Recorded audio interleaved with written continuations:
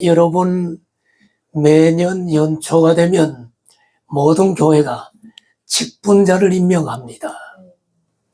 그래서 직분자를 임명하는 것도 좋은데, 직분자가 도대체 뭐 하는 사람이고, 직분자의 자격은 어떤 사람인가, 이런 걸 알고 임명을 받아야 되는데, 무조건 직분을 받다 보니까 한국교회가 자꾸 문제가 일어나서 세상으로부터 손가락질 받고 욕먹고 이러니까 수많은 젊은이들이 교회를 안 가요.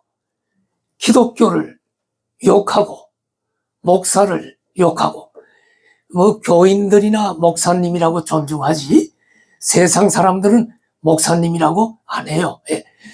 뭐라고 부르는 줄 알아요? 어떤 사람은 목사 새끼 이러더라고요.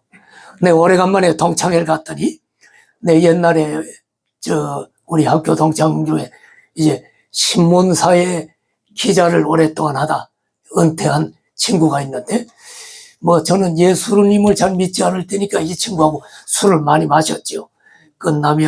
직장 끝나면 술을 같이 만나서 마시고, 이러다가 내가 목사가 되겠다고 신학교 가고 난 후로는 옛날 친구들을 안 만났어요. 만나서 술 마실 이유가 없잖아요. 오랜 동안 안 만났다가 굉장히 한 20년 만에 동창회를 가가지고 만났더니 나를 처음 보고 뭐라고 했냐면, 야, 목사 새끼 오래간만이다. 그러니까 내가 목사 된 게 싫은 거야, 이 친구는. 자기는 예수님을 안 믿으니까. 여러분, 예수님의 보혈로 죄 씻음 받고 구원받은 것 감사하기를 축복합니다, 여러분. 이 자리를 아무나 와 앉아 있을 수 있는 자리가 아니에요. 돈을 준다고 와서 앉아 있으라고 해도 앉아 있기 어려워. 설교 못 들어요. 찬송 이런 거 싫어요. 유행가 부르고 이런 거 하면 신나는데, 노래방 가면 신나는데, 교회에서 찬송가는 예수님을 믿지 않으면 아주 듣기 싫고 그 자리가 거북하고, 목사님이 하나님 말씀을 선포해도 그거 잔소리처럼 듣기 싫어. 그러니까 이 자리에 오신 여러분들은 복받은 사람인 줄 믿습니다. 이제 재직을 세우기 위해서, 직분자들을 세우기 위해서 교회들이 연초에 재직 세미나 또는 청지기 세미나 또는 직분자 세미나 이런 이름으로 세미나를 많이 하는데, 우리 조 목사님도 이제 이번에 직분자를 세우기 위해서 절대로 직분자 세미나, 재직 세미나를 좀 부탁을 해서, 제가 한번 와서 30분 동안 설교하듯이 하고 이렇게 하면 의미가 없어요. 우리가 직분자가 뭔지 아는 김에 자세하게 좀 아는 것이 필요해서 3주를 제가 오게 됐는데, 지난주에 여러분들과 나눈 이야기를 잠깐 보기 위해서 사도행전 6장 1절 7절 말씀을 한번 봅시다. 우리가 지난주 읽었으니까 제가 읽지 않겠습니다. 이 내용은 무엇입니까? 초대교회의 직분자를 세운 최초의 본문입니다. 특별히 안수 집사 7명을 세웠는데, 왜 세웠느냐? 목사가, 베드로나 예수님의 제자들이, 사도들이 복음도 전하고 교회 행정도 하고 이러다 보니까 말씀을 준비할 시간이 없고 기도할 시간이 없는 거야. 그러다 보니 교회가 자꾸 문제가 일어나. 그래서 안수집사 7명을 세워서 그들이 구제나 교회가 하는 행정을 하도록 맡기고, 사도들은 뭘 했느냐? 사도들은 오직 말씀과 기도에 집중을 했습니다. 그랬더니 어떤 일이 일어났느냐? 7절에 보니까 하나님의 말씀이 점점 왕성해서 예루살렘에 있는 제자의 수가 더 힘이 많아지고 교회가 부흥되고 하나님 나라가 확장되더라. 그러니까 여러분, 목사님은 말씀과 기도에 집중하고 교회 여러 가지 봉사는 성도들이 직분자를 세워서 함으로 말미암아 하나님 나라를 이루어갑니다. 그럼 어떤 일이 일어나느냐? 제가 다음 주 마지막 시간에 얘기하겠지만 하늘나라 갔을 때 상급이 있는 줄로 믿습니다. 여러분, 내일까지 산다는 우리 보장이 없어. 그래, 나는 항상 오늘 내가 생명 있는 것 하나님의 은혜다. 여러분, 생명 있는 것 하나님의 은혜입니다. 장례식이 지금 얼마나 많은지 몰라요. 그리고 날씨가 추운 겨울이 되면 내가 목회를 해보니까 노인들이 겨울에 많이 돌아가셔. 내가 목회하면서 본 거예요. 그래서 겨울에는 특별히 연세 많으신 분들 건강관리 잘하라고 내가 얘기합니다. 지난주도 내가 장례식 갔다 왔어. 그러니까 장례식이 지금 굉장히 많아. 장례식장이 꽉꽉 차가지고요. 없어서 조금 동떨어진 데 내가 가다 보니까 자동차를 주차할 수 없을 정도로 너무 주차장이 꽉 찼어. 여러분, 오늘 생명 있는 것 하나님의 은혜인 줄 아시길 바랍니다. 하나님이 부르면 저도 가야 돼요. 하나님이 오늘이라도 부르면 다음 주 예정된 재직 세미나 저는 못하는 거예요. 내가 강단에서 설교할 수 있다는 것도 하나님의 은혜고, 여러분들이 이 자리에 주일 예배 참석해서 찬송하고 하나님 말씀 듣고 예배 드리는 것도 하나님의 은혜인 줄 믿습니다. 여러분들이 분명히 알아야 될 것은 이 자리에 조동춘 목사님이나 최금진 사모님이나 또 여기 말씀을 전하는 오늘 문일규 목사나 이런 사람들 만나러 온 게 아니에요. 더 중요한 것은 예수님이 지금 눈에 보이지 않지만 우리 가운데 지금 계신다는 사실입니다. 왜?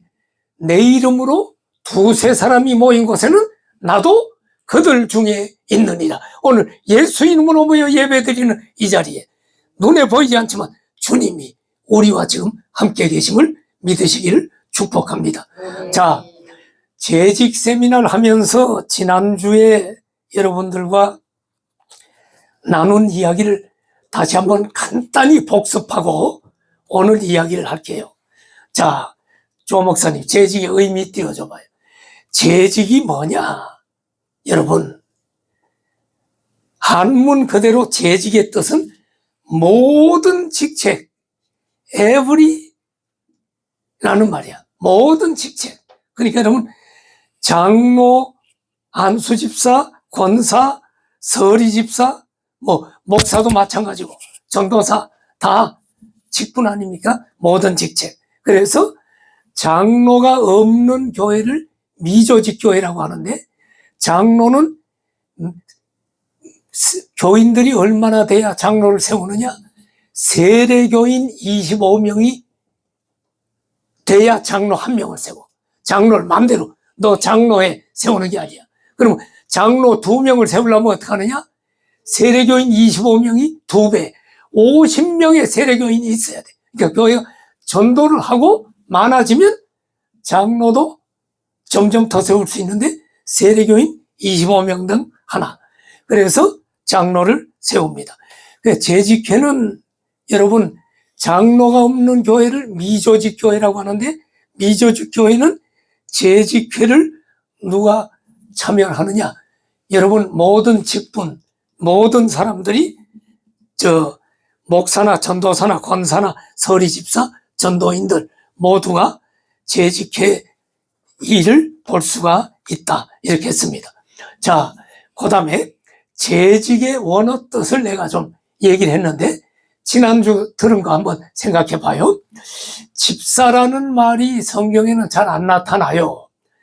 장로도 물론 있긴 있지만, 그 집사라는 것을 가리키는 신약 성경이 헬라어로 기록이 됐는데, 원어에 보면 2가지 단어가 있다고 그랬는데, 헬라어는 여러분이 알 필요가 없어. 그게 디아코노스하고 제가 오이코노무스라는 단어를 얘기를 했는데, 그 단어가 우리 성경에 여러 군데 나타났기 때문에 제가 여러 군데 성경을 찾아봤더니 여러분에게 다 보여줬더니 우리 성경에 그 두 단어가 여러 가지로 번역이 돼 있어. 원어는 두 단어인데 그게 뭐냐? 디아코노스는 하인, 수종자. 그러니까 여러분 이게 집사라는 말이야. 그러면 여러분 직분을 맡은 자는 뭐 해야 돼? 주님이 시키는 대로 하인의 일을 하는 거예요. 근데 우리는 많은 사람들이 생각하기를 교회는 목사의 직분 받은 사람이 제일 높고 두 번째 계급이 장로고 권사하면 여자들 중에 제일 높고 이걸 계급으로 생각하니까 지금 한국 교회가 자꾸 욕을 먹는 거예요. 잘못된 거예요. 섬기라고 직분을 준 거다.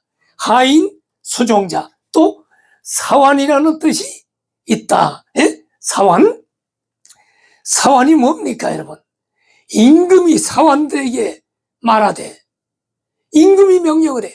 우리는 여러분 우리의 왕이 누굽니까? 만왕의 왕 예수 그리스도. 그분이 시키는 대로 하는 사환이다 하는 이야기를 했습니다. 그러니까 종이란 말이에요 여러분.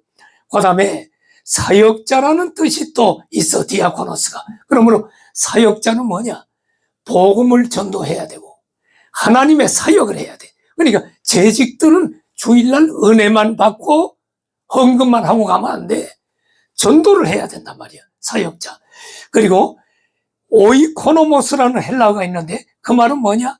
청직이라는 뜻이 있어요. 그러므로 우리 직분자들은 우리의 가진 재능, 몸, 우리가 가진 모든 것은 내 것이 아니고 하나님이 맡겨주셨다라는 정직이적 사명을 가져야 한다. 이걸 지난주 얘기했는데 기억납니까? 그러면 재직의 직분자의 자격은 뭐냐? 성경 네 군데를 놓고 제가 줄줄이 얘기했는데 첫 번째는 사도행전 6장 1절 7절에 세 가지가 나타나.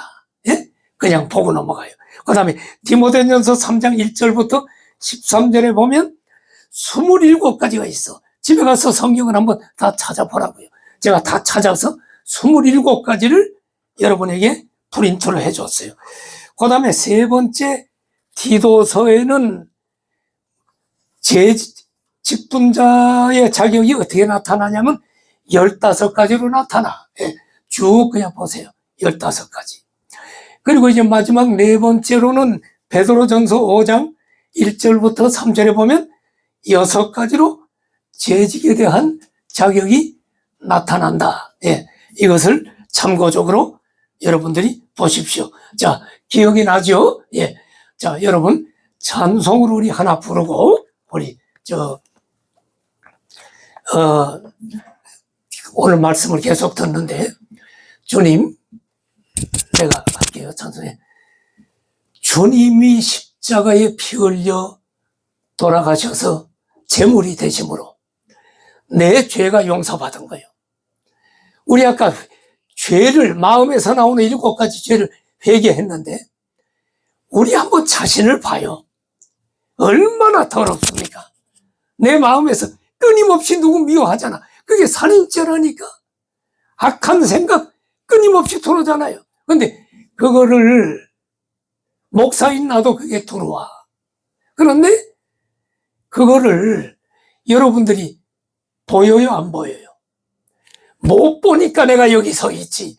여러분들이 그거 이 화면에 내 하나님이 다 보여주면 조 목사님이니 나니 목회 못해. 저렇게 더러운 사람들 저런 악한 생각을 하나. 인간은 악한 생각을 해요. 그러므로 끊임없이 죄를 씻어내야 돼. 그래서 여러분들이 씻어내는 거고. 목사뿐입니까? 목사도 죄를 지니 여기 여러분 권사님들이 있지만 여러분들도 속을 지금 안 보이니까 여러분이 가만히 앉아있지. 다 보면 여러분 창피해서 이 자리에 앉아있을 사람이 없어. 인간은 다 죄인이에요. 그런데 주님의 보혈로 우리는 모든 죄가 깨끗이 용서받고 하나님의 자녀가 됐다. 이게 얼마나 감사합니까? 내 주의 보혈은 우리가 한번 부르도록 합시다. 여름 정하로 정하다 내 죄를 정케 하신 주 나보라 하신다 내가 주께로 지금 가오니 십자가의 보혈로 날 씻어주소서 약하고 주께로 주께로 나가면 힘주시고 내 주함을 보시소서 아멘 아멘 아멘 내가 주께로 지금 가오니 십자가의 보혈로 십자가의 보혈로 날 씻어주소서 날 오라 하시니 온전한 믿음과 또 사랑함과 평안함 나 주려하리라 내가 주께로 지금 가오니 십자가의 보혈로 날 씻어주소서 그 죄인 복받아 살 길을 얻었네 한없이 넓고 큰 은혜 베풀어 주소서 아멘 아멘 아멘 내가 주께로 지금 가오니 십자가의 보혈로 십자가의 보혈로 날 씻어주소서 그 피가 주님의 피 때문에 구원받았습니다 됩니다 내 기도 소리 들으소 나가소서 내가 주께로 지금 가오니 십자가의 보혈로 날 씻어주소서 아멘 주님의 보혈로 우리 모두 죄 용서 받은 줄 믿습니다 아멘 자 제가 직분자 세미나 하면서 여러분들에게 직분자가 뭐냐 재직이 뭐냐 말씀드렸고 재직은 자격을 누가 재직이 되느냐 성경을 놓고 쫙 있는 대로 설명을 드렸어요 그럼 오늘은 재직의 신앙관리에 대해서 얘기하려고 합니다 재직의 봉사는 다음 주에 본격적으로 하고 오늘은 시간 나면 조금만 하고 다음 주에 하고 신앙관리를 먼저 합니다 봉사보다 더 중요한 것은 신앙관리예요 교회 봉사보다 더 우선해야 되는 것은 내가 하나님과의 관계가 먼저 돼야 돼 하나님과 관계도 안 된 초신자를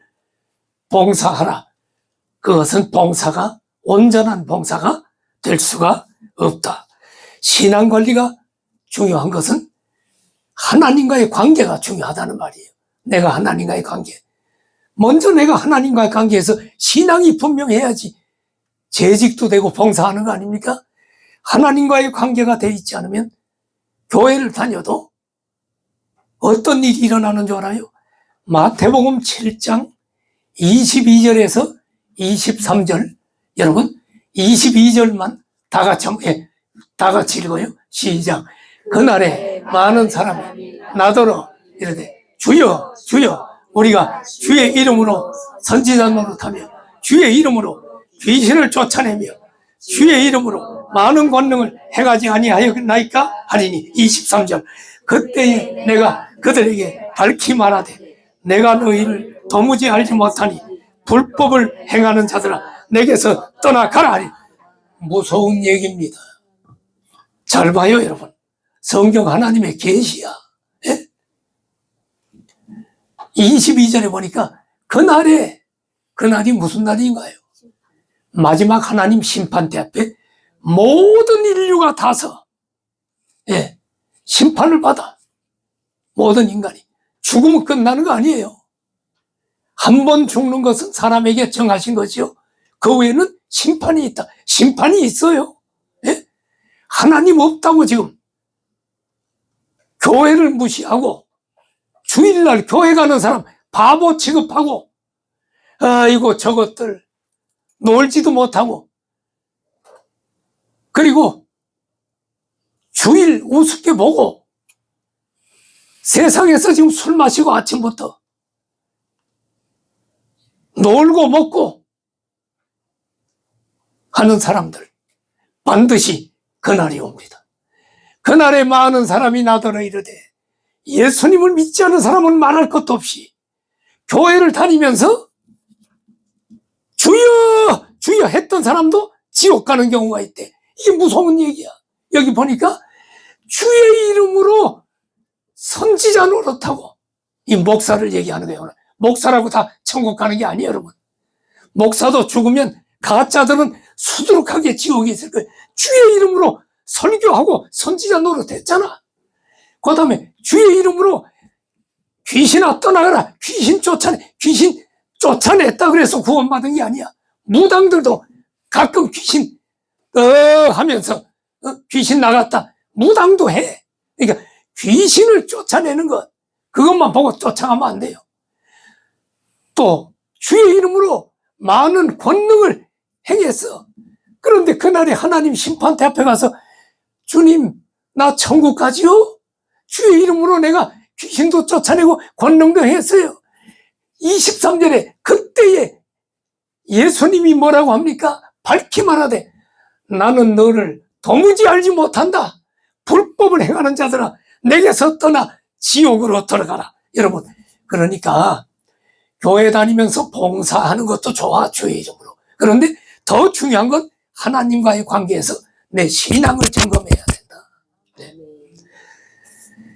이 말씀처럼 여러분 주의 이름으로 많은 일을 해도 예수 그리스도와 아무런 관계가 없을 수가 있어. 그러므로 신앙 관리가 되지 않고 교회 봉사하면 종교 활동이 되기가 쉬운 거예요.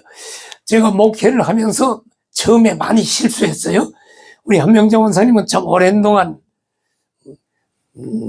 교회 같이 했고 조 목사님도 오랜 동안 해서 내 목회를 하는데 아마 초창기는 잘 모를 겁니다. 94년도에 상가 45평 이거보다 작은 것 같아요. 내가 이거보다 작은 데서 개척을 했어요. 이렇게 세 줄을 못 놔. 두 줄 놓은 것 같아. 두 줄이니까 요거 빼고 아마 요만했던 것 같아. 거기서 교회를 개척을 했죠. 그러니까 성도들 한 사람 한 사람 오는 게 얼마나 귀합니까? 그래서 참 막 전도도 하고 열심히 했는데 기도도 하고 이렇게 했는데 처음에 하다 보니까 교회에 봉사할 사람이 없는 거예요. 자동차도 없지만 봉사할 사람이 없으니까 제 아내가 사모가 조그만 자리, 지금 뭡니까? 반쪽 자리차?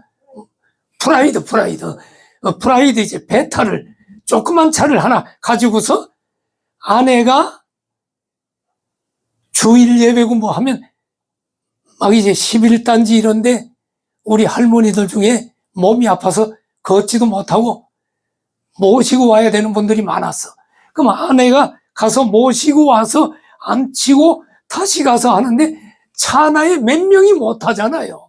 그러니까 2번 가고 3번 가고 이렇게 하는데 누군가가 좀 봉사해 줄 사람이, 차라도 운전해 줄 사람이 있으면 아내는 다른 걸 해야 되는데 찬양 인도도 하고 성가대도 뭐 지휘하고 뭐 피아노 반주도 본인이 해야 되고, 제가 처음 옛날에 할 때는 이런 반주기가 없었던 것 같아, 내 기억으로. 그 후에 나온 것 같기도 한데, 그런데 그러니까 다 해야 되고 이러니까 봉사할 수가 없어요. 누구 한 사람이 들어오면 초신자라도 너무 좋으니까 막 봉사시키고 싶잖아요. 그래서 예수님을 제대로 믿지도 않고 그냥 들어온 사람을 봉사를 시켰어요. 예?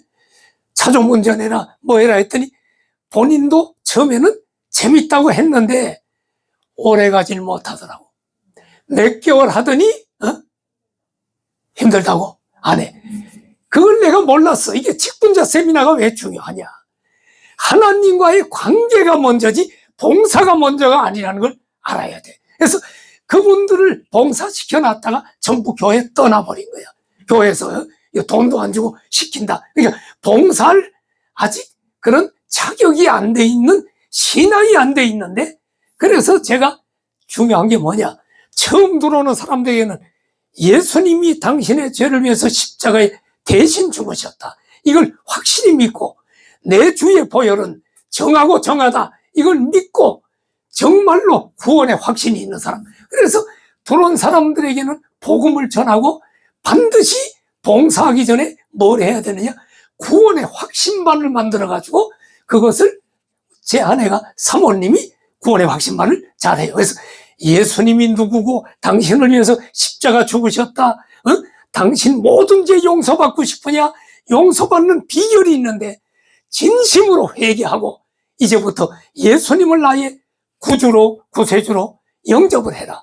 진심으로 영접하면 당신의 죄는 지금 이 시간 이후로 깨끗하게 용서되고 주님의 보혈이 당신의 죄를 정하게 해서 당신이 만일 오늘 죽어도 모든 죄 용서받았기 때문에 영원한 천국에서 복락을 누린다. 이렇게 해서 사형리 가지고 구원의 확신반 가지고 복음을 전했어요.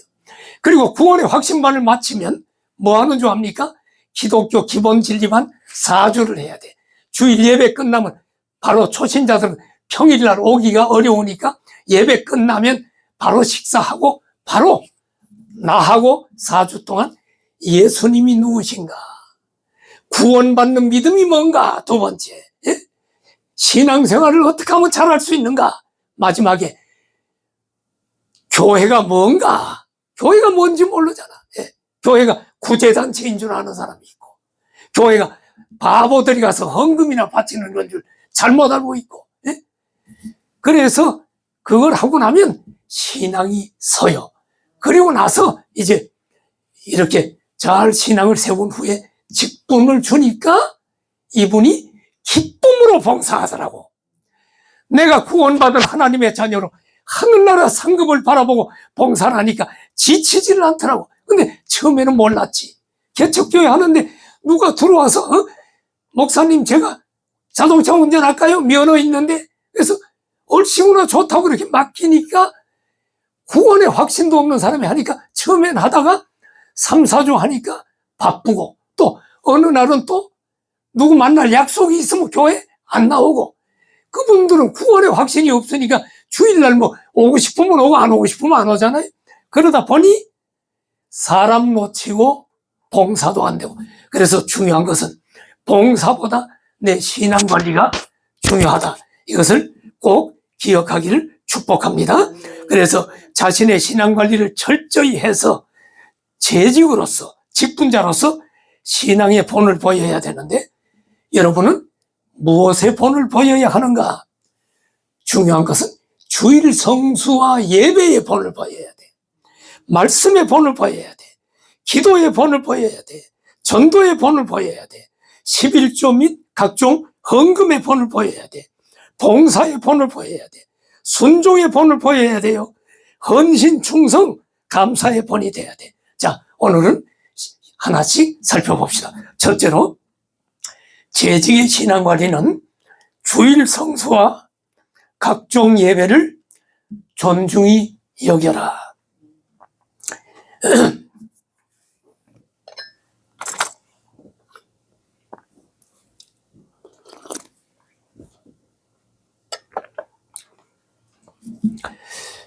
모든 예배자의 신앙은 주일 성수로부터 시작됩니다. 주일을 중요하게 생각을 해야 돼요. 주일 성수는 하나님이 나의 주인이시고 그분이 나의 왕이시고 그분이 나를 다스리는 분이고 이것을 고백하는 신앙 고백입니다. 그래서 주일 성수가 참 중요하다 하는 것입니다. 여러분.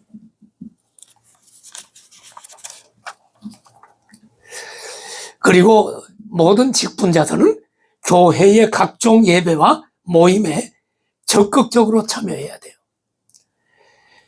초신자들도 뭐 다른 예배 다 나오라고 할 수는 없어요. 그러나 가능한 한 직분자들은 모든 예배 적극적으로 참여해야 돼요. 공적인 예배. 히브리서 10장 25절을 한번 보세요. 모이기를 배하는 어떤 사람들의 습관과 같이 하지 말고 오직 권하여 그날이 가까움을 볼수록 더욱 그리하여. 주님이 오실 때가 점점 가까워지고 있어. 그럼 어떻게 해요? 더 모이기를 힘써야 된다. 그러므로 주일은 여러분 주님의 날이다. 그게 주일이야. 공휴일이 아니요. 공휴일이라고 세상 사람들은 얘기하지. 공휴일이니까 공휴일이니까 놀러 가는 거야. 주일은 주님의 날이다. 예. 그러므로 이 예배의 성공이 인생의 성공이다. 이걸 기억하십시오. 창세기에 보면 가인과 아벨이 하나님께 제사 드린 게 있죠. 그런데 가인은 하나님이 제사를 거절하고 아벨의 제사만 받았다. 그래서 가인은 예배에 실패한 자야. 사탄이 들어가니까 가인이 동생 아벨을 죽이는 인류 최초의 살인자가 된 거예요. 여러분, 노아 홍수로 하나님이 온 인류를 심판할 때 노아와 노아의 가족들은 살려줬잖아. 예? 노아의 가족들은 살려줬죠. 예. 그런데 노아가 방주를 만들었을 때 하나님이 뭐라고 명령했어요? 짐승들을 각기 다 몇 쌍씩 집어넣으라 그랬는데 거기 보면 정결한 짐승은 암수 7쌍씩 방주에 들어가게 하고 부정한 것은 암수 2쌍씩만 들어가게 했어. 그럼 왜 정결한 것은 7쌍씩 들어가라고 했나? 정결한 짐승은 하나님 앞에 제사를 드리는 제물이 되기 때문에 이만큼 예배가 중요해요. 그래서 여러분 노아가 홍수가 끝나고 나서 제일 먼저 한 일이 뭡니까? 창세기 8장에 보면 정결한 짐승 새 중에서 제물을 취해서 하나님께 제사 드렸다. 구약의 제사가 신약의 예배인 줄 믿습니다. 우린 이제 제사 안 지내. 왜냐하면 예수님이 제물이 돼서 구약의 제사는 끝났어. 그러면 우리는 예배를 드리는 거예요. 예배를. 예. 여러분, 이스라엘의 나라가 남유다가 있고 북왕국이 있죠. 남왕국 유다가 왜 바벨론의 포로로 잡혀가는 줄 아세요? 70년간 하나님이 포로로 잡혀가게 놔뒀어. 네. 왜 그런 줄 압니까? 안식일을 지키지 않고 오늘날로 말하면 주일을 우습게 여기고 하나님의 율법을 어기고 예배를 중요시하지 않고 그런데 70년 만에 고국으로 돌아왔어. 그리고 뭐 했느냐? 예루살렘 성을 짓고 예루살렘 성을 지었어. 네? 그런데 제일 먼저 예루살렘 성벽을 지면서 느헤미야가 제일 먼저 지은 문이 뭐냐? 예루살렘에 가보면 알지만 성벽에 문이 많아요. 뭐 다메섹문 문이 많은데 제일 먼저 지은 문이 뭐냐? 양문을 지었어요. 느헤미야 3장 1절에 보세요. 여기 보니까 일어나서 양문을 건축했다. 양문이 뭡니까? 제일 먼저 많은 양문? 양문은 제사 드릴 양이 들어가는 문입니다, 여러분. 이게 양문입니다. 백장이 들어가야 제사를 드릴 거 아니에요. 예루살렘 성전에서. 그래서 유다 백성들이 바벨론의 포로로 잡혀가게 된 것은 예배에 실패했기 때문이다. 그래서 양문을 지었다. 자, 어떤 교회 여집사님 간증입니다. 어느 교회 여집사님이 남편을 일찍 여의고 자녀 셋을 키웠습니다. 시장에서 콩나물 장사를 했어요. 반지하에서 어렵게 살아요. 적금 2천만 원만 모으면 반지하를 면하고 지상에 방을 세를 얻을 수가 있어요. 그래서 콩나물 장사하면서 돈을 아껴가지고 적금을 부어가지고 이제 적금을 2천만 원을 탔어요. 그리고 이제 지하에서 이제 위로 올라가는구나 하고 새 얻을 집을 봐놨어. 이사 가려고. 그런데 갑자기 옆집 아줌마가 알고 자기 아들 교통사고 나서 지금 급한데 3일 후에 보험이 나오니까 보험금 나오면 돌려줄 테니까 아주머니 나 2천만 원 적금 탄 것 좀 빌려줘. 그러니까 아들이 교통사고 났고 3일 후에 보험금 나온다는데 그거 야박하게 안 빌려줄 수가 없어서 2천만 원을 빌려줬습니다. 그런데 3일이 지나고 5일이 지나도 돈을 안 돌려주는 거예요. 그래서 그 집을 가봤죠. 가봤더니 그 주인 아주머니는 없고 빚쟁이들만 잔뜩 모여가지고 내 돈 띄어먹고 이게 도망갔다고 하는 거예요. 네?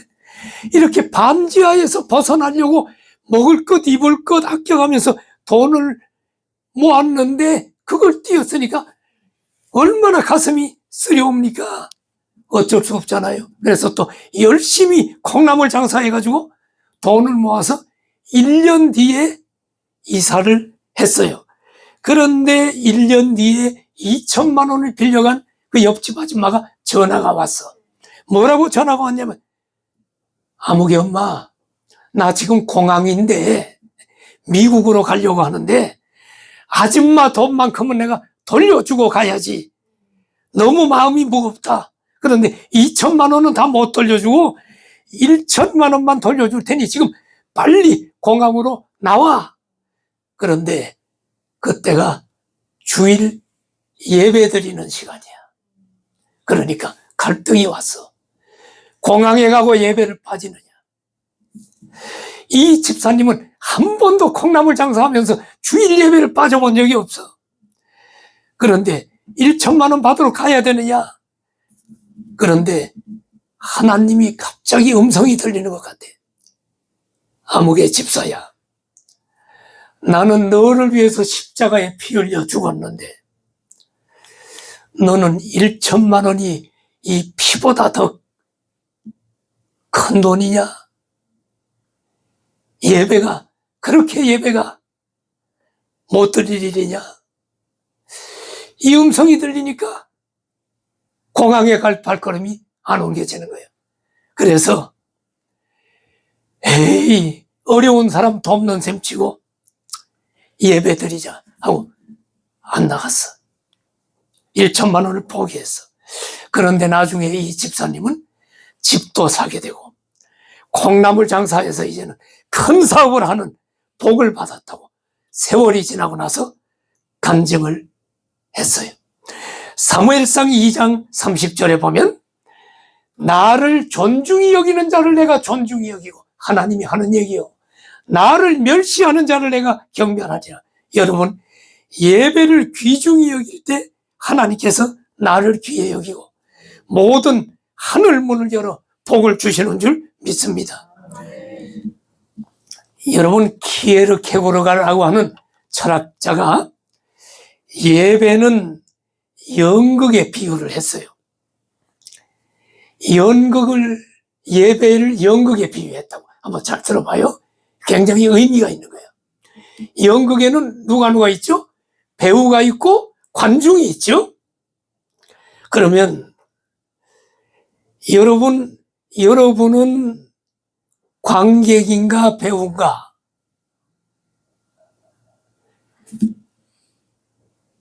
관객이라 그러면 틀렸다 이 말이에요. 관객은 구경하는 사람이잖아. 그래서 예배 보러 갑시다 이 말은 잘못된 거예요. 예배는 하나님께 드리는 것이야.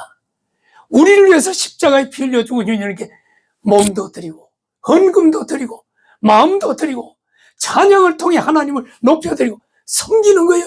그러니까 예배 보러 가는 관객이 되면 안 돼.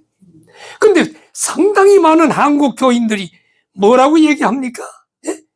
여기 나와 있는 사람만 배우고 여러분들은 앉아서 관객인 줄 알잖아. 그러니까 목사는 배우고 대표기도 하는 사람도 나오니까 배우고 찬양대 그것도 배우고 교인들은 관객이라고 알잖아요.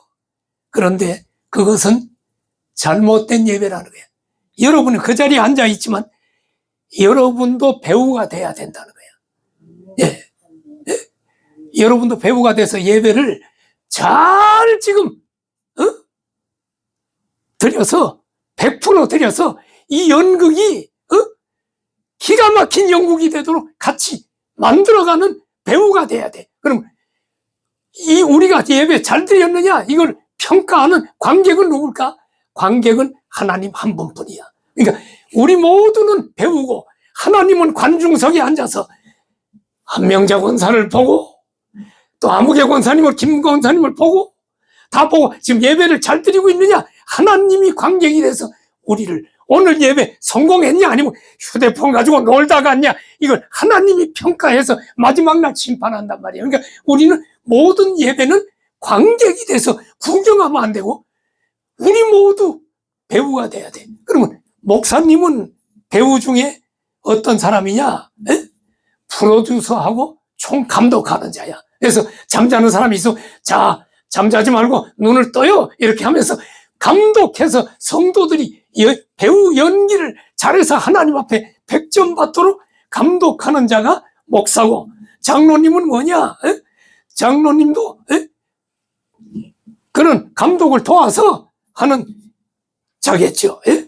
관중석에는 하나님 한 분밖에 없어요. 하나님이 목사가 지금 잘 감독하고 잘 연출하는지를 보고 계시고 마지막 날 심판에 지금 내가 설교하면서 하는 거 저 목사가 문 목사가 오늘 성도들 바쁜 시간에 추운데 왔는데 정말로 하나님 나라를 위해서 하나님의 영광을 위해서 올바른 소리를 하고 잘 하느냐 아니면 엉뚱한 소리만 하고 지자랑만 하다가 끝나느냐 이걸 하나님이 보고 지금 나를 심판하기 위해서 지금 우리 주님이 눈에 안 보이지만 이 자리에서 나를 지금 관객으로 지금 보고 계신다. 이렇게 여러분 생각을 해야 된다 이 말이에요. 여러분 한번 물어봐요. 예배 시간 늦으면 안 돼.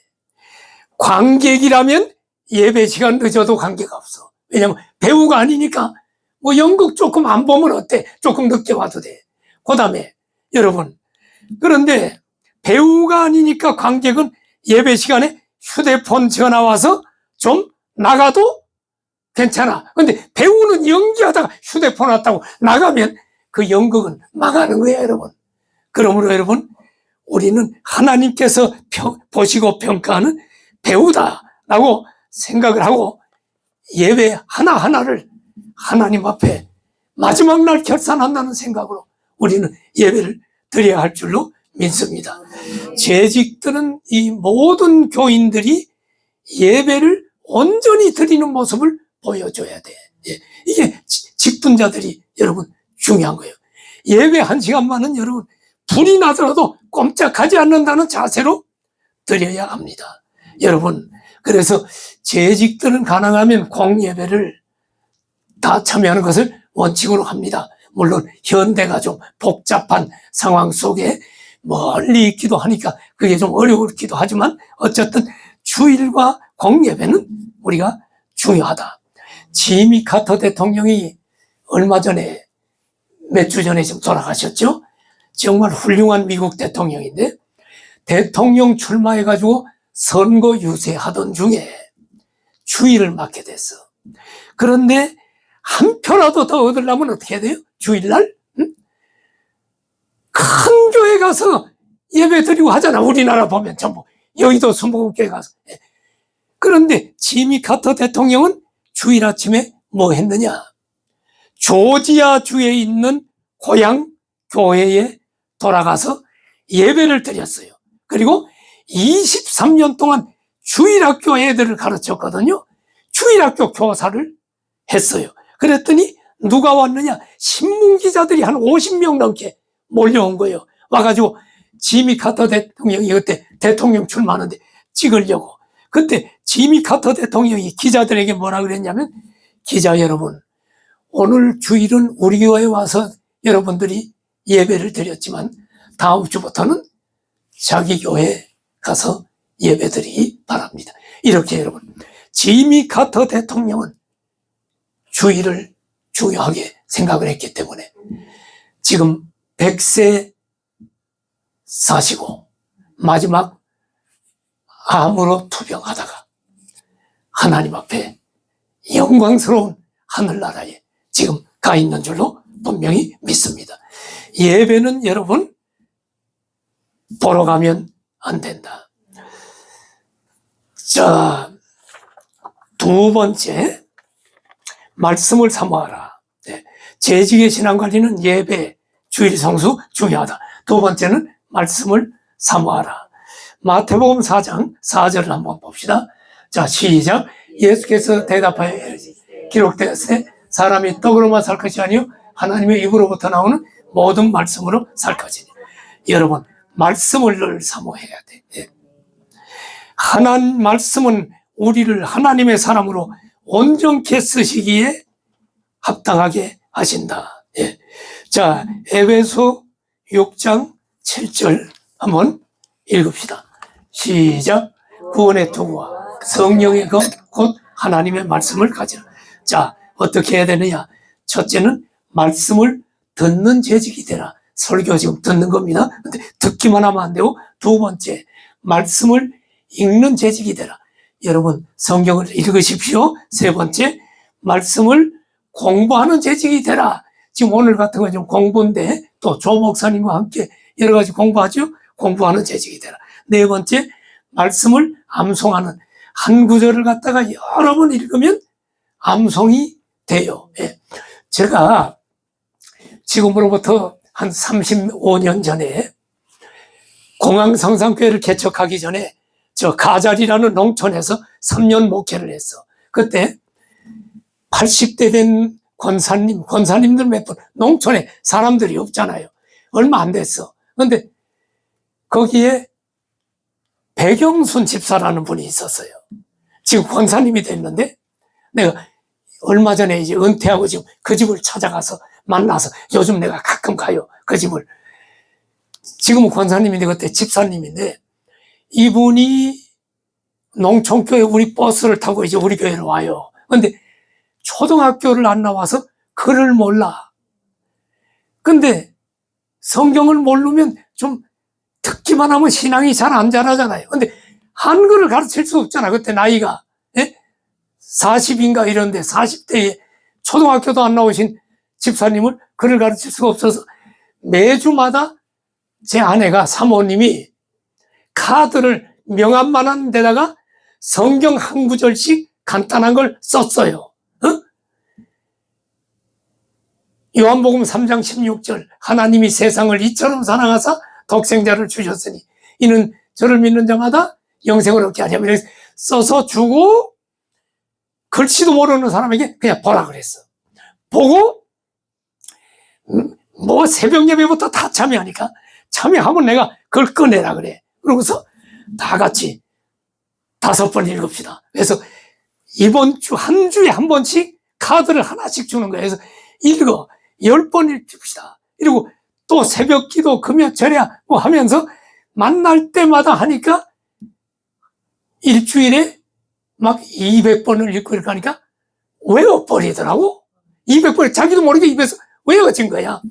외워지면서 글씨도 모르는데 그냥 보라 그러니까 본 거죠. 그 다음 주에 또 우리 사모님이 또 다른 성경 구절 하나 영접하는 자, 그 이름을 믿는 자들에게는 하나님의 자녀가 되는 권세를 주셨으니 요한복음 1장 12절 써서 주고 보고 또 200번을 해. 이렇게 몇 개월을 하고 그리고 찬송가 몰라도 그냥 보고 하라고 해서 까막눈인데 보고 한 거예요. 그런데 어떤 일이 일어났냐면 목사님 이제 글이 읽어져요. 그러니까 막 했는데 보고 막 하니까 하나님이 세상을 이처럼 사랑하사 그걸 뭐 200번을 하는데 자꾸 보니까 그게 친해진 거야. 글씨, 뭐 구부러운 글씨가 친해지더니 이제 보이더니 이게 하나님이구나. 이게 독생자라는 글이구나 하면서 글씨가 읽어져서 초등학교도 안 나왔는데 쭉 성경을 읽기 시작하게 된 거예요. 자, 우리는 읽고 공부하고 암송이 굉장히 중요합니다. 몇백 번 읽으면 돼. 한 구절씩만. 예. 그 다음에 5번 말씀을 묵상하는 재직이 되라. 암송만 할 게 아니라 그 말씀을 깊이 묵상해서 그 말씀이 내 속에 살아 움직이도록 말씀이 늘 거하도록 해야 될 줄로 믿습니다. 자, 여러분 우리가 뭘 늘 가까이 하느냐가 중요해. 가까이 하는 것이 내게서 튀어나와. 심하보 목사님이라고 저 은평 제일교회 지금 큰 교회 목사님이 있는데 이분이 개척교회 할 때 어떻게 했냐면 2층 3층에 상가에다가 교회를 얻었어. 근데 1층에 레코드상이 있었어요. 그 옛날에는 레코드가 있잖아요. 그래가지고 유행가가 계속 흘러나오는 거야. 근데 거기 보면 뭐가 나왔냐면 그때 혜은이가 부른 제3한강교 밑을 뭐 이런 노래가 있는데 이거를 수천 번도 더 들은 거예요. 들으려고 들은 게 아니라 예배 드리다가 그거 지나가면 거기서 틀어놓으니까 1층 레코드상에서. 그런데 이 목사님이 어느 날 권사님들하고 신방을 가는데 맨 앞에 서서 가고 뒤에 권사님들이 오잖아요. 성경을 옆에 끼고 가는데 목사님이 막 노래하면서 가는 거야. 근데 찬송가를 부르는 게 아니고 자기도 모르고 제3한강교 밑을 그래 수없이 들어놓으니까 나오니까 뒤에서 권사님이 아니 목사님 그 찬송가 몇 장입니까? 그래가지고 망신을 당했다는 얘기가 있는데 여러분 계속 무엇을 가까이 하느냐에 따라 우리에게서 튀어나오는 게 말씀을 여러분에게 채우면 말씀이 튀어나와요. 어느 부동산 하는 장로님이 주일날 사회를 보게 됐어요. 갑자기 막 갔다가 이제 부동산 하느라고 갔다 주일 저녁에 와가지고 사회를 보다가 여러분 찬송가 102동을 부릅시다. 예, 아파트 몇 동 지금 계약하고 오다가 자기 속에 들어간 게 자기도 모르 102장이라 그래야 돼. 102동을 부릅시다. 어느 장로는요 맨날 사극만 보다가 사극 있잖아요. 예? 왕건이 뭐 이런 거 사극만 보다가 그걸 너무 좋아해가지고 보다 예배를 참석했어. 그래서 기도 순서가 됐어. 그런데 기도를 하라 그러니까 뭐라 그런 줄 알아요? 하나님 아버지 감사합니다 그래야 되는데 하나님 아바마마 성은이 만국하나이다 그래가지고 성도들이 보세요. 여러분 뭐가 들어가느냐에 따라서 우리에게 그게 튀어나온다. 하나님 말씀과 찬송으로 충만하기를 축복합니다. 예. 자, 신앙관리 세 번째, 규칙적인 기도 생활을 하라. 기도는 하나님과 나누는 교제입니다. 여러분 예수님도 습관을 조차 기도했어요. 여러분 기도 여러분들이 해야 됩니다. 기도를 끊임없이 하면 하나님의 축복이 임합니다. 네 번째, 전도를 생활화하라. 예. 우리 공영상상교회는 화요 전도할 때 한 100명 출석하고 그랬어요. 여러 가지 부침개 전도도 하고, 여러분들이 우리 행복 나눔 축제도 하고, 여러 가지 하는데, 전도지도 여러분 주고, 전도를 생활화하십시오. 고린도전서 12장 3절을 한번 봅시다. 다 같이 시작. 그러므로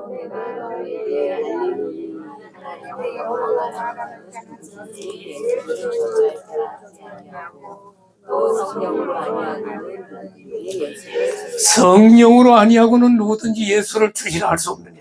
여러분 묻습니다. 예수님이 주님인 것을 믿으시면 하면 그것은 성령이 여러분에게 계신다는 거예요. 안에 성령이 아니고는 예수님을 믿을 수가 없어요. 나는 계속 안 믿어지는데 우리 어머니가 날 교회 데리고 가는데 믿으라고 이렇게 가는데 안 믿어지는 걸 어떻게 믿어? 근데 어느 순간에 믿어진 거예요. 그러니까 말씀을 듣고 듣는 게 중요해. 그럼 성령이 역사하면 믿어져. 그럼 내가 구원받은 증거는 뭐냐? 예수님을 안 믿을래야 안 믿을 수가 없다. 그 사람 구원받은 거예요. 두 번째, 예수 믿지 못하게 해도 믿게 된다. 이 사람 구원받은 거예요. 세 번째, 죄를 지으면 마음이 아프다. 이 사람 그 안에 성령님이 있기 때문에 그런 거예요. 네 번째, 다른 사람의 영혼을 보면 불쌍히 여기게 된다. 이런 네 가지가 있으면 그 사람은 성령님이 내주하시고 구원받은 사람이다. 구원의 확신을 가지시기를 축복합니다. 자, 칠성사이다 사장으로 계시던 후암교회 최금덕 장로님이 있는데 원래 처음부터 예수님 믿은 게 아니야. 이 장로님이. 그 부인이 사모님이 예수님을 잘 믿었는데 남편은 교회를 영 안 가는 거야. 어느 날 사모님이 남편을 불렀어. 여보, 왜 그래요, 여보? 아이, 간둡시다. 아니, 무슨 얘기인데 말을 하다 말고 간둬요. 나는요, 여러모로 부족한데 당신 같은 남편을 만나서 행복한 생활을 하게 되니 너무 감사해요. 그러니까 남편이 민망하잖아. 아, 당신 갑자기 왜 그래? 정말 나는 이쁜 여자도 아니고 배운 것도 많지 않은데 당신 만나가지고 내 호강을 하니까 얼마나 감사한지 모른다고. 그랬더니 남편이 어쩔 줄 모르는 거예요. 남편이 칠성사이다 사장이니까 얼마나 부자입니까? 그러면서 부인이 얘기를 하기를, 사모님이 얘기하기를, 나는 당신에게 바랄 것이 아무것도 없는데 딱 한 가지 당신에게 내 소원이 있는데. 그랬더니 남편이 그 한 가지가 뭐요? 얘기해봐요. 아이, 간둡시다. 아니 뭐요? 비로도요. 뉴똥치마요. 내가 다 사줄게. 그 부인 아내가 얘기하기를 그런 것은 필요 없고요. 한 가지만 내 소원이 있는데 말해봤자 소용이 없어서 간둘랍니다. 그랬더니 남편이 궁금해가지고 뭐요 내가 다 해준다니까. 그 얼마나 비싼 거냐고. 말 좀 해보라고. 그래야 내가 사주든지 못 사든지 하지. 아이고, 올라가지 못할 나무는 보지도 말라고 했는데 말해봤자 소용이 없어요. 근데 남편이 안달이 나가지고 뭔데 그렇게 자꾸 얘기를 못하냐고. 내가 다 해줄 테니까 말해보라고. 그랬더니 이제 그 아내가 얘기합니다. 나는 당신 만나서 너무나 행복하게 사랑을 많이 받아왔는데 내가 이제 뭘 원하겠어요? 이제 남은 생에 당신과 같이 예수님 믿고 교회 다니고 예배 드리는 게 소원입니다. 죽으면 천국 지옥이 있다는데 나는 예수님 믿고 천국 갈 텐데 당신은 나와 헤어져서 예수님을 믿지 않으니 지옥에 갈 생각을 하면 마음이 아파서 나는 소원이 하나, 당신이 나와 함께 가서 예배 드리고 예수님 믿고 구원받고 하는 것이 소원이요. 그때 남편이 그 얘기를 듣더니 그래, 당신이 얼마나 소원이면 그렇게 어렵게 얘기를 했냐고. 갑시다. 그리고 교회를 갔어. 주일날 와서 첫날 말씀을 듣고 이 장로님이 깨졌어. 그러고 나서 열심히 교회 성경 공부하고 예수님이 누군 줄 알고 배우고서 장로님이 됐어요. 이 사람이 후암교회 최금덕 장로님, 칠성사이다 사장이었던 분입니다. 사랑하신 여러분, 전도는 예수님의 명령입니다. 어떤 방법으로든 기도하면서 믿지 않는 가족들 다 구원해야 되고, 믿지 않는 수많은 영혼들 구원해야 될 줄 믿습니다. 자, 5번. 자, 11조 및 각종 헌금에 충실하라. 자, 한 5분만 더 하고 마칩시다. 자, 헌금은 하나님께 받은 것 중에서 일부를 감사하는 마음으로 주님께 드리는 정성의 표시입니다. 말라기 3장 7절에 보니까 만군의 여호와가 막 일어나라, 내게로 돌아와라 하면서 8절 봐요. 8절에 보니까 사람이 어찌 하나님 것을 도둑질하겠느냐, 그러나 너희는 나의 것을 도둑질하고도 말하기를 우리가 어떻게 주의 것을 도둑질하였느냐 하는도다. 이는 곧 11조와 봉헌물이라. 11조를 하나님께 11조 안 하는 것은 하나님께 도둑질한 것이다. 자, 여러분, 지난주에 내가 우리 직분자들은 청직이라고 했죠. 직분자들은 11조를 하는 사람을 직분자를 세워야 돼. 청직이는 뭐예요? 내 것이 아니라 하나님이 내게 사는 동안에 맡겨주셨다 하는 겁니다. 그러므로 우리는 11조는 해야 돼. 내가 목회를 하면서 우리 동네 그 김영도 권사님이라고 옛날에 있었어. 우리 권사님 기억납니까? 11단지 11단지에 처음 이사 왔다가 우리 교회 등록을 했는데 이분이 나한테 한 얘기야. 목사님, 제가 몇 달 동안 11조를 안 하고 모아뒀는데 자기 아들하고 뭐라 그랬냐면 우리 다음부터 하고 이건 우리가 쓰자. 그래서 그걸 가지고 맛있는 거 사 먹고 다 썼대요. 쓰고 났는데 사고를 딱 당해서 병원에 갔는데 병원비가 그 쓴 돈하고 정확하게 똑같이 딱 나와서 아이고 하나님 잘못했습니다. 11조를 하나님이 이렇게 걷어가네요. 여러분, 우리 크리스찬들은 하나님 앞에 11조는 철저하게 하면 당장 먹을 것이 없다. 하나님이 난 책임져 주리라고 분명히 믿습니다. 지금 중랑교회 가면 영암교회인가 양병희 목사라고 굉장히 큰 교회 하는 유명한 목사님이 있는데 이분이 40여 년 전에 전도사 시절에 이야기를 하는 걸 들었어요. 전도사 시절에 어느 교회 전도사로 가야 되는데 오라는 데가 없는 거야. 근데 어느 날 어느 교회에서 전도사로 오는데 설교하라고 연락이 왔어요. 선 보는 날이죠. 그런데 신사복이 없는 거야. 처음 갈 때 신사복 입고 가야 될 거 아니에요. 신사복이 없는데 그 당시 신사복이 40여 년 전에 22,000원이었대. 근데 돈이 없지. 전도사가 돈이 없죠. 그래서 잠바 입고 설교하면 거기서 오라고 안 할 거고. 그래서 하나님께 기도했는데 수요일쯤 돼서 정철해라고 하는 사람이 양병희 전도사를 찾아왔어. 그래서 아이고 집사님 오래간만인데 여기 어떻게 알고 찾아왔냐 그랬더니 일주일 전부터 기도하는데 자꾸 양전도사가 자꾸 머리에서 떠오르더라는 거야. 이 하나님이 시키는 거지. 근데 어디 사는지도 모르는데 자꾸만 떠올라서 사방으로 물어봐서 지금 여기를 찾아왔다고. 근데 이분이 쌀 장사하는 분이래요. 근데 아니 왜 나를 갖다 이렇게 찾아왔냐고 그랬더니 25,000원을 내놓더니 하나님이 양전도사 주라고 자꾸 해서 내가 견딜 수 없어서 왔다고 25,000원을 줬는데 거기서 11조 2,500원을 떼고 나니까 22,500원이 남더래. 딱 양복값이 딱 남은 걸 보고 기가 막히다 하면서 양병이 지금 목사님이 하는 얘기를 들었어요. 11조 자기는 철저하게 했다. 없어도 요것만은 띄어막자 한 적이 없다. 그랬더니 하나님이 자기를 지금 이렇게 큰 교회까지 목회를 할 수 있도록 해줬다. 자, 여러분 11조 하나님의 것임을 알고 우리는 11조를 잘 할 수 있기를 바랍니다. 그것이 하늘 보물 창고에 쌓아놓는 것인 줄로 분명히 믿습니다.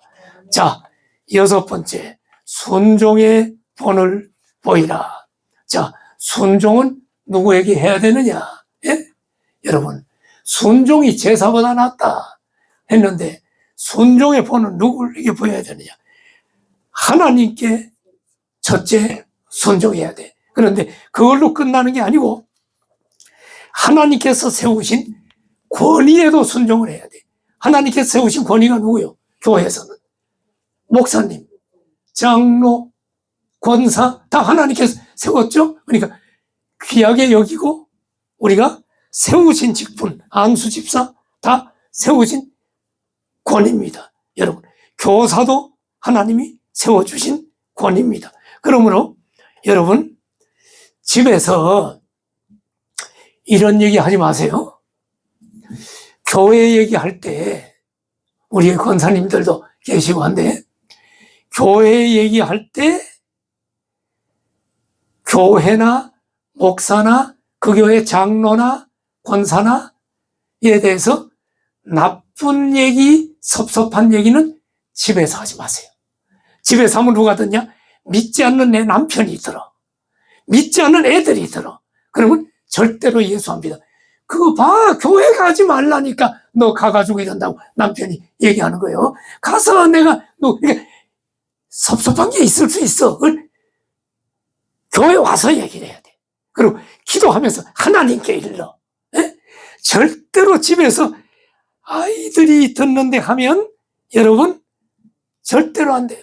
부모가 목사님을 섬기고 교회를 귀중히 여기고 이것을 자손들이 보면 자녀들이 똑같이 배워. 내가 저 서초동에서 살 때 서초동에 그 한양교회라는 데서 전도사 생활을 좀 한 적이 있어요.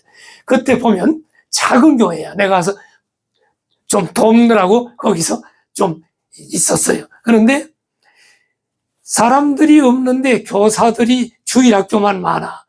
교사들이 쭉 봉사하는데 장년들이 많지 않으니까 봉사하는 사람이 별로 없고 교사들을 격려하는 사람이 없어. 근데 어느 날 삼풍백화점 무너졌잖아요.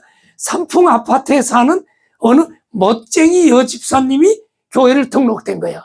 등록됐는데 이분이 오자마자 교사들을 섬기고 뭐 먹을 걸 사다 주고 이러더라고요. 그러더니 주일에 교사들을 삼풍 아파트, 그 비싼 아파트입니다. 자기 집에 오라 그래서 냉장고에다 잔뜩 채워놓고 교사들 와서 마음껏 냉장고 있는 건 먹으라고 해. 그래서 내가 물어봤어요. 아니, 집사님은 이런 걸 어디서 배웠습니까? 그러니까 우리 어머니는요, 농촌에서 옛날에 살 때 농사를 지으면 우리 가족들이 먼저 먹지 않고 목사님 거부터 떠놓고 목사님 먼저 갖다 드리라고 했고, 교회 봉사하는 사람들 섬기라고 갖다 주고, 이렇게 하는 걸 어릴 때부터 보고 배웠다. 이렇게 귀한 신앙이 부모로부터 물려집니다. 이것이 하늘나라의 상급이요 축복인 줄로 분명히 믿습니다. 예, 자, 그러면 여러분, 우리는 담임 목사가 교회 최고 권위자로 하나님이 세워줬잖아요. 그러면 담임 목사를 존중히 여기고 순종을 해야 되는데, 자, 담임 목사의 권위를 순종해야 돼요. 잘 보세요. 자, 첫째, 담임 목사는 누구요? 다 같이 읽어요. 시작. 나의 영혼을 책임진 자를 근심되게 하지 말아야죠. 예. 두 번째, 하나님께서 세우신, 누가 세웠다? 교회 직분자는 하나님이 세운 거예요. 예. 그러므로 내가 담임 목사에게 잘하는 것은 하나님을 섬겼다고 인정한다니까요. 그 다음에 세 번째, 믿음의 아버지요 어머니다. 아버지 어머니로부터 우리는 많은 교훈을 받는데, 영적인 교훈은 담임 목사님으로부터 여러분 받으면서 우리가 신앙이 자라니까 믿음의 아버지야. 그런데 어머니야. 근데 어느 교회에서 이런 일이 있었어. 우리 담임 목사가 이제 32살 된 젊은 담임 목사님이 있었어. 근데 그 교회 권사님이 60대야. 권사님이 늘 기도하면 뭐라고 기도하냐면, 목사님이 아니고 하나님, 어린 종을 붙들어 주세요. 아직 많은 것이 부족합니다. 하나님이 붙들어 사용하시고 능력 주시고 함께 해주세요. 아직 인생의 경험이 없는 종을 불쌍히 여겨주세요. 이렇게 기도를 하는 거예요, 권사님이. 권사님이 어린 종이라 그러면 안 돼요. 자기의 담임 목사님이지. 예? 목사로 세웠을 땐 그를 통해서 하나님의 말씀을 주면 아멘 하고 받아야지. 어린 종이 60대 된 나에게 뭘 가르쳐? 이렇게 하면 그 권사님은 복이 안 되는 거예요. 목사님으로 세웠으면 주의 종이에요. 어느 교회에서 이런 일이 있어요. 아버지가 교회 집사인데 아들이 목사야. 그 아버지가 늘 기도할 때 뭐라 그러는지 알아요? 하나님, 우리 목사님 여기 세워주셨으니 하나님 능력 주세요 하고 교인들 있는 데서 야 이름 안 불러. 집에서는 아들에게 이름 불러도 교회에서는 목사님 이렇게 합니다. 하나님을 섬기는 자세에 육적인 아버지이지만 영적으로는 아들 목사를 통해서 하나님의 말씀을 받고 믿음이 자라잖아요. 그래서 목사를 믿음의 아버지, 어머니, 사모님도 어머니로 생각을 하고 도와서 지금 목회를 하는 그런 것이다. 이렇게 생각을 하길 바랍니다. 네 번째, 시작. 목숨 걸고 수고하는 하나님의 일꾼이다. 아멘이죠? 예. 다섯 번째, 가장 귀히 여기고 알아줘. 여러분은 목사 새끼 이러면 안 돼. 그걸 믿지 않는 자들이 하는데 여러분 목사님하고 귀중하게 생각을 해야 돼요. 여섯 번째, 시작. 권면하며 책망하는 자이다. 목사님은 권면도 하고 책망할 수 있어요, 없어요? 부모가 자식 책망할 수 있어요, 없어요? 우리 한명장 선생님 자식들이 이제 다 커서 지금은 책망할 나이가 지났지만 어릴 때 잘못하거나 하면 야단쳐야 돼, 안 쳐야 돼? 치는 것이 자식을 사랑하는 부모지. 목사는 성도를 사랑해서 회개하라라고 하고 책망해. 그래서 여러분 절대로 시험 들면 안 돼. 그래서 직분자들은 내 사전에 시험이라는 단어는 없다. 그래서 시험 들지 말아야 돼. 여러분 아멘이죠? 예. 7번 시작. 대적하지 말라. 8번 시작. 가장 좋은 것으로 대접하라. 9번 떠나지 말라. 그 다음에 자, 어떻게 담임 목사를 존중히 여길까? 여기까지만 합시다. 자, 첫째, 말로 존중히 여기자. 자, 말로 존중히 여기자. 잠깐 봐요. 요즘 초등학생들이 선생님을 선생님이라고 안 해요. 어? 님자가 없어. 저기 선생 온다. 선생. 고등학생들은 뭐라고 하는 줄 알아요? 선생도 아니야. 별명 불러. 야, 저기 찌르기 온다, 찌르기. 별명. 저기 깍두기 온다, 깍두기. 전부 별명 불러.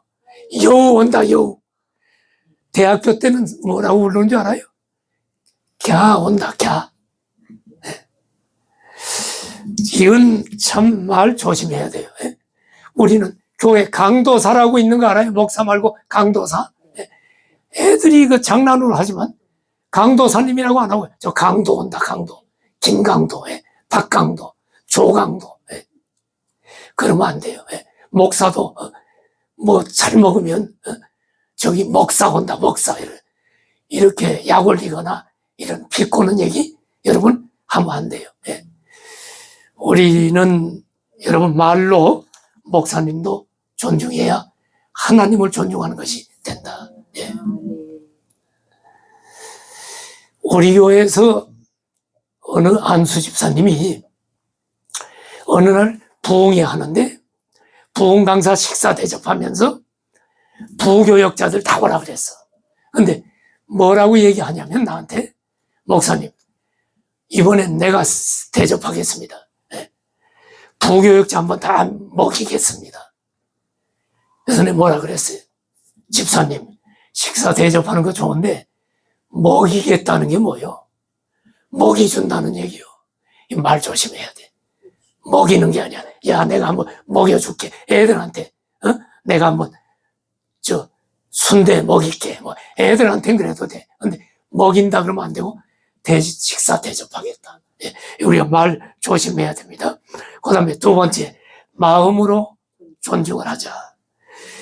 여러분이 아프고 사고가 나면 목사님이 밤낮 없이 찾아갑니다. 나도 목회하면서 밤 12시, 새벽 1시에 전화가 오면 새벽 1시에 찾아간 적도 개척교회 할 때 여러 번 있었습니다. 갑자기 1시에 누가 귀신 들려서 쓰러졌다 그래서 아내와 더불어 새벽 1시 전화를 받고 놀라서 씻고 막 가가지고 귀신 쫓아내고 30분간 이 기억도 납니다. 목사님은 성도들이 아프고 문제가 있다 그러면 안타까운 마음으로 갑니다. 여러분도 목사님을 마음으로 존중해야 됩니다. 나는 목회를 30년 하면서 2011년도에 암에 걸린 적이 있어요. 암 수술을 하는데 성도들이 걱정할까봐 암이라고 안 하고 일주일만 내가 휴가 내겠다 그러고 수술하려고 들어갔는데 성도들이 우리 목사님이 휴가를 내고 어디를 갔나? 해외 갔나? 어디 갔나? 그러다가 우리 목사님이 휴가를 내는 사람이 아닌데 하다가 목사님 어디 아픈 거 아니야? 해가지고 서울대 병원부터 다 전화를 걸어본 거예요. 그랬더니 세브란스 병원에 있다는 걸 알고 우리 강건식 장로님이란 분이 참 귀해요. 나를 찾아왔어. 뭘 하나를 들고 눈물을 글썽이면서. 사랑하신 여러분, 목사님도 마음으로 존중하길 바랍니다. 세 번째, 물질로도 존중하기를 바랍니다. 좋은 것이 있으면 목사님도 뭐 좀 갖다 드리고, 그리고 뭐 목사님은 뭐 주면 또 자기가 다 쓰나요?